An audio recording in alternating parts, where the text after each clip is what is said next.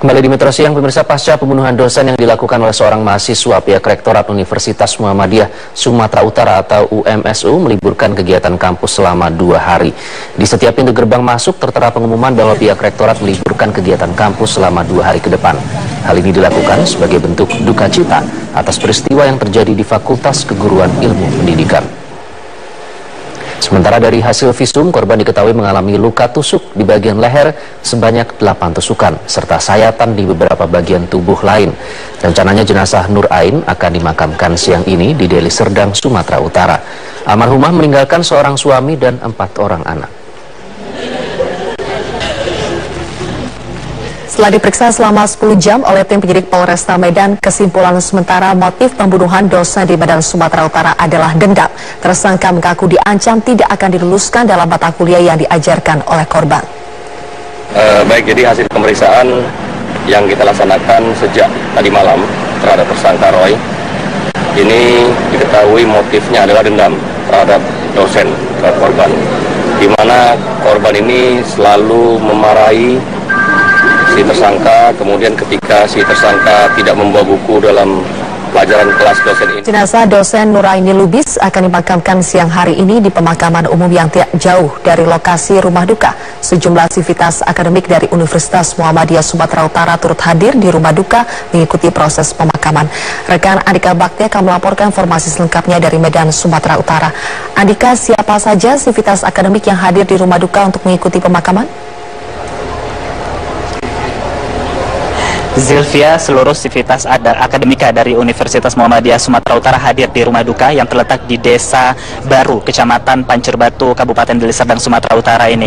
Mulai dari pengajar dan juga Rektor UMSU sendiri, yakni Agusani, juga hadir di rumah duka ini, Zilvia. Dan bukan hanya seluruh sivitas akademika dari UMSU saja yang hadir di sini, tapi juga ada beberapa mahasiswanya dan juga tentunya kerabat dan juga tetangga yang ada di sekitar rumah duka ini. Kemudian Zilvia, rencananya ini memang jenazah akan dikebumikan pada pukul 13 waktu Indonesia Barat nanti selepas sholat zuhur, dan rencananya Rektor Agusani, Rektor UMSU, maksud kami Agusani, juga akan ikut mengiringi pemakaman yang dilakukan pada pukul 13 waktu Indonesia Barat nanti. Memang sebelumnya korban ini sempat melakukan otopsi di Rumah Sakit Bayangkara Kota Medan dan baru dipulangkan ke rumah duka ini pada Senin malam, tepatnya pukul 22 waktu Indonesia Barat tadi malam. Dan dari hasil otopsi diketahui bahwa korban mengalami luka tusuk sebanyak 8 tusukan di bagian leher dan beberapa sayatan di beberapa bagian tubuh lainnya. Dan inilah yang menyebabkan pihak kampus menyampaikan rasa bela sungkawa yang cukup mendalam dan sangat menyesalkan atas kasus yang menimpa salah satu pengajar di UMSU ini, apalagi yang menjadi pelakunya adalah mahasiswa dari UMSU sendiri. Zilvia. Andika, lalu bagaimana dengan status kemahasiswaan dari mahasiswa yang membunuh dosen Nur Aini? Status dari tersangka RM sendiri saat ini secara tegas ini disampaikan oleh pihak UMSU bahwa tersangka RM sudah dipecat dari kampus, atau kata lainnya sudah di drop out, dan hal ini dilakukan karena tindakan pidana yang dilakukan terhadap gurunya sendiri. Jika saya rincikan lagi, Zilvia, gurunya ini merupakan pengajar, maksud saya dosennya ini merupakan pengajar di UMSU yang sudah mengabdi selama 35 tahun. Dan selama mengabdi di UMSU, almarhumah juga sempat menjabat sebagai dekan FKIP selama 2 periode, dan setelah menjabat sebagai dekan, almarhum kembali menjadi pengajar biasa. Namun ditegaskan di sini bahwa pihak kampus telah mendrop out mahasiswanya, dan untuk selanjutnya kasus ini dilimpahkan kepada pihak kepolisian. Dan berikut adalah pernyataan dari Ribut Priyadi yang merupakan Humas Universitas Muhammadiyah Sumatera Utara.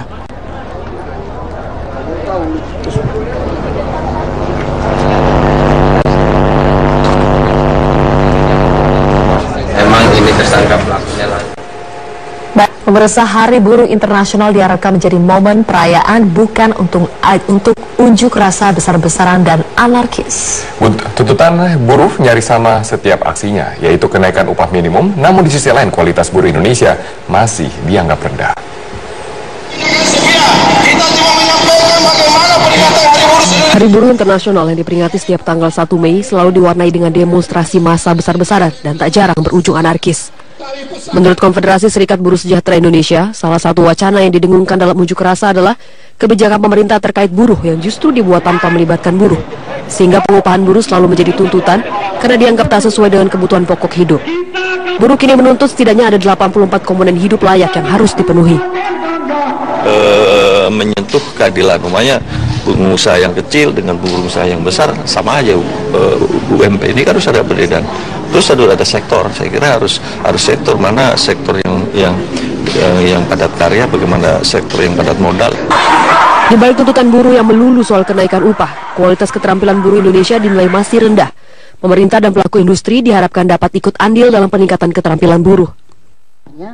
Ini supaya tidak stay yang kaitan nanti upahnya hanya dihargai dengan tingkat pendidikan, maka harus ada affirmative actionnya. Kaitannya dengan pengupahan, bahwa perusahaan sebelum itu melakukan aktivitasnya harus sudah punya struktur skala upah. Struktur skala upah itu disusun berdasarkan selain tingkat pendidikan adalah kompetensinya dan jabatannya nanti. Jadi sudah inline semua. Inilah sebenarnya mengangkat harkat martabat dari calon-calon pekerja dan pekerja yang sudah ada. Tahun lalu pemerintah menetapkan formula upah buruh yang dituangkan dalam kebijakan ekonomi jilid 4.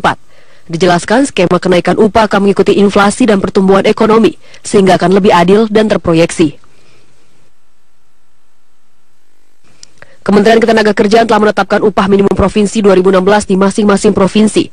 Kenaikan UMP bervariasi. Di antaranya Gorontalo yang naik sebesar 17,19% menjadi Rp1.600.000 per bulan.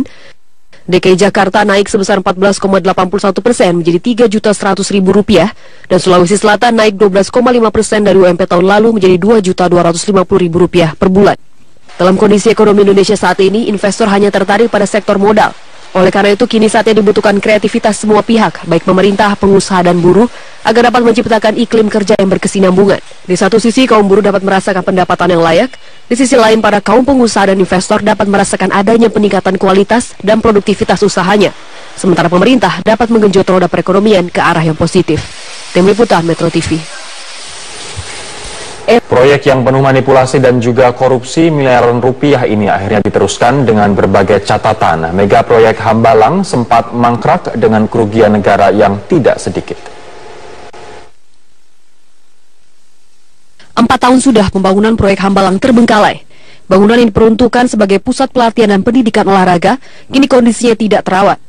Bangunan seperti asrama dan sarana latihan tak pernah selesai dikerjakan.